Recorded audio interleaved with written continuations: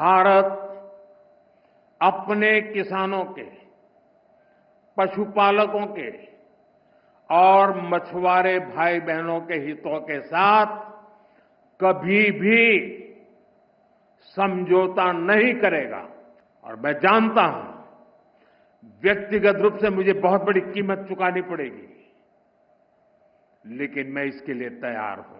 ભારત અમેરિકાએ શરૂ કરેલા ટેરિફ વોર સામે ઝૂકશે નહીં, આ નિવેદન પ્રધાનમંત્રી નરેન્દ્ર મોદીનું દિલ્હી ખાતેના સંમેલનમાં સામે આવ્યું છે અને જેને ડોનાલ્ડ ટ્રમ્પે શરૂ કરેલા ટેરિફ વોર સાથે જોડવામાં આવી રહ્યું છે। આ સંમેલન દરમિયાન વડાપ્રધાન નરેન્દ્ર મોદી દ્વારા કહેવામાં આવ્યું કે મને ખબર છે કે મોટી કિંમત ચૂકવવી પડશે, પરંતુ હું તૈયાર છું।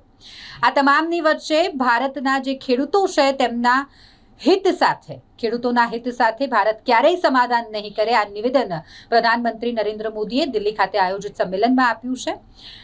भारतथी अमेरिका जता सामान पर आजथी 25% टेरिफ लागू करी देवामां आव्यो छे अने अन्य 25% टेरिफ आगामी 27 ऑगस्टथी लागू करवामां आवशे।